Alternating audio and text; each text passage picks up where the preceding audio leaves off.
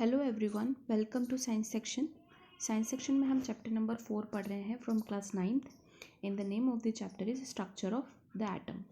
हम एटम के स्ट्रक्चर की बात कर रहे हैं यहाँ पे, ठीक है। इससे पहले हमने थर्ड चैप्टर में एटम और मॉलिक्यूल्स के बारे में स्टडी किया था कि एटम किसे कहते हैं, ठीक है। और किसी भी मैटर की एक छोटी से छोटी यूनिट को हम एटम कहते हैं, ठीक है। एटम मिलकर ही क्या बनाते हैं, मॉलिक्यूल बनाते हैं। तो इस चैप्टर में हम स्ट्रक्चर पढ़ेंगे एटम का, कि एटम का स्ट्रक्चर कैसा होता है, ठीक है। अलग अलग साइंटिस्ट की थ्योरी पढ़ेंगे, उनके क्या क्या डिफेक्ट्स रहे उनकी थ्योरी में, जो कि नए जो भी साइंटिस्ट थे उन्होंने उसको बताया कि क्या क्या गलतियाँ थी और उसको कवर किया। नाउ तो स्टार्ट करते हैं। Charge particles in matter. Atoms have 3 types of सब एटॉमिक पार्टिकल्स, यानी कि एटम के अंदर 3 सब एटॉमिक पार्टिकल्स होते हैं and they are electrons, protons and neutrons. वो 3 सब पार्टिकल कौन कौन से हैं? Electrons, protons and neutrons. Electrons are negatively charged, जो इलेक्ट्रॉन होते हैं उनमें नेगेटिव चार्ज होता है। प्रोटॉन्स में कौन सा चार्ज होता है? पॉजिटिव चार्ज होता है। And neutron have no charge, neutron के पास कोई भी चार्ज प्रेजेंट नहीं होता है, they are neutral. The mass of an electron is 1/2000 the mass of the hydrogen atom, यानी कि हाइड्रोजन एटम का भी 1/2000वां भाग कौन सा होता है? इलेक्ट्रॉन का होता है। And the mass of the proton is equal to the mass of the hydrogen atom. जो हाइड्रोजन का मास होता है वो हाइड्रोजन के एटम के मास के बराबर होता है, ठीक है। इज टेकन एज 1 यूनिट, इसको 1 यूनिट लिया जाता है। And the mass of the neutron is equal to the mass of the hydrogen atom, यानी कि न्यूट्रॉन का भी जो मास होता है वो हाइड्रोजन एटम के ही मास के बराबर होता है, और इसको ही क्या कहा जाता है? इसको भी 1 यूनिट लिया जाता है। डिस्कवरी ऑफ सब एटॉमिक पार्टिकल्स, इनकी डिस्कवरी कैसे कैसे हुई? जैसे कि इन 1900 J Thomson discovered the presence of negatively charge particle called electrons in the atom, यानी कि सबसे पहले जे थॉमसन ने ही 1900 में डिस्कवर किया था कि एक नेगेटिव पार्टिकल होता है किसी भी एटम के अंदर, उसे हमने इलेक्ट्रॉन नाम दिया।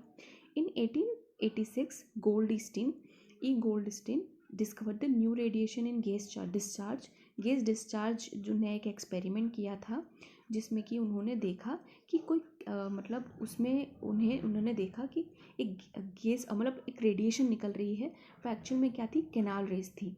And this rays were positively charge, जो रेज थी उनके ऊपर चार्ज कौन सा था? Positive. This layer led to the discovery of positively charge particle.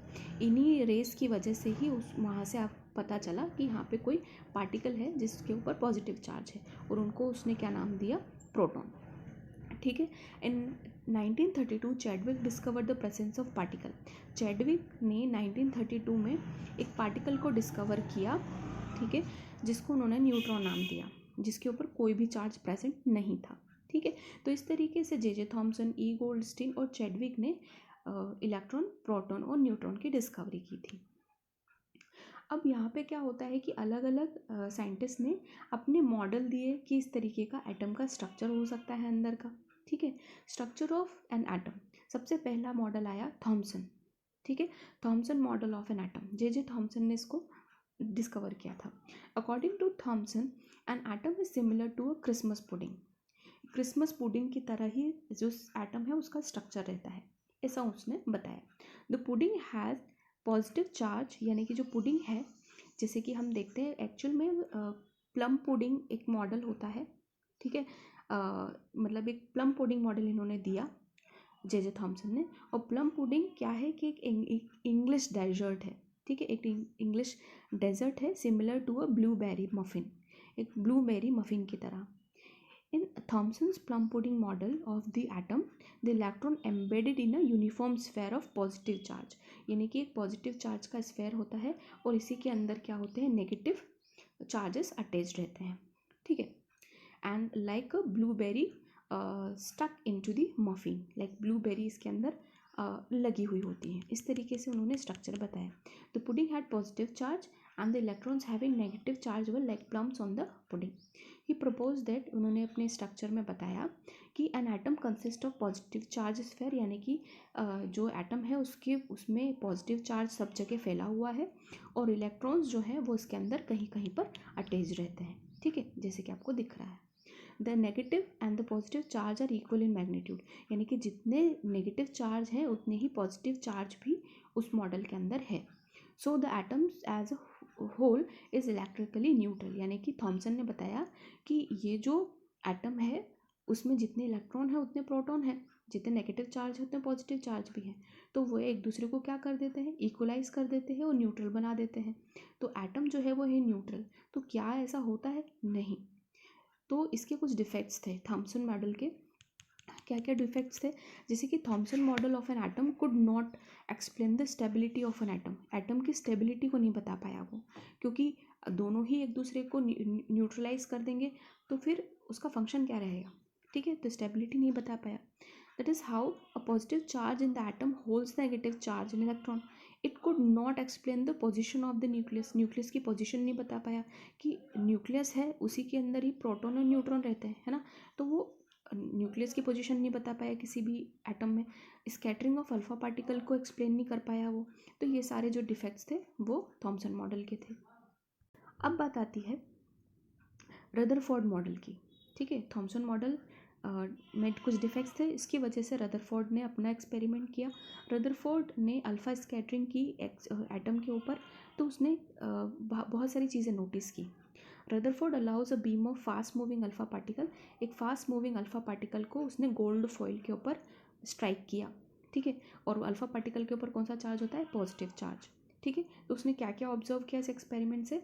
Most of the alpha particle passed straight through the gold foil, यानी कि बहुत सारे जो पार्टिकल्स थे अल्फा पार्टिकल्स वो स्ट्रेट चले गए, सीधे सीधे चले गए, ठीक है। जैसे कि आपको कुछ दिख रहे हैं, ये सीधे सीधे जा रहे हैं, है ना। Some alpha particles were slightly deflected by small angles. कुछ अल्फा पार्टिकल्स जो थे वो बहुत कम एंगल से डिफ्लेक्ट हो रहे थे।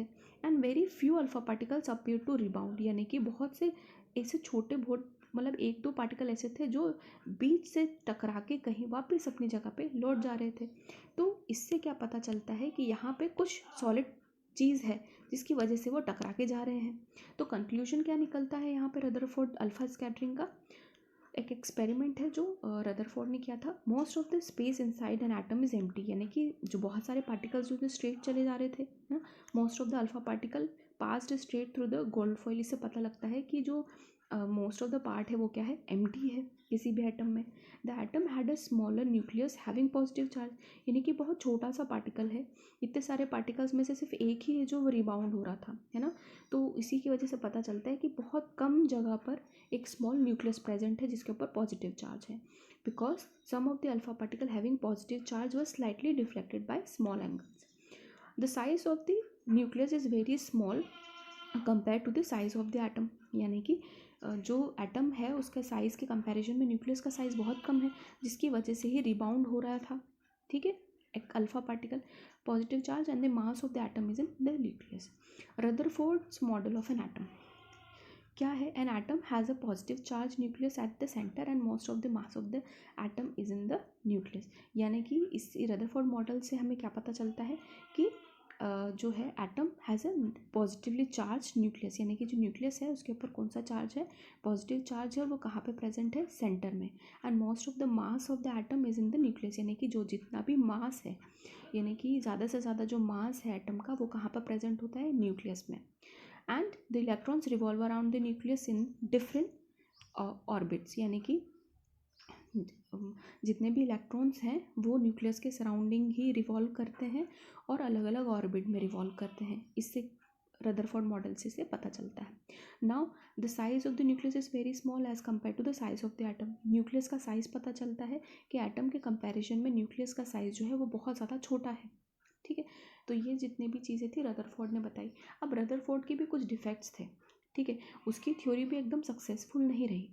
क्या क्या डिफेक्ट्स थे? Any particle in a circular orbit would undergo acceleration, यानी कि जो भी पार्टिकल अगर सर्कुलेशन कर रहा है, ठीक है, तो वो एक्सेलरेट मतलब एक एक्सेलरेशन तो होगा ना, एक गति तो होगी ना उसके अंदर, ठीक है।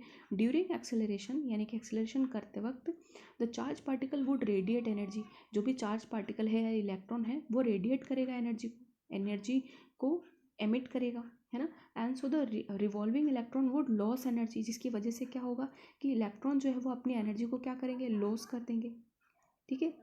So revolving electron would loss energy and fall into the nucleus, अपनी एनर्जी को रेडिएट करके नीचे की तरफ गिर जाएंगे।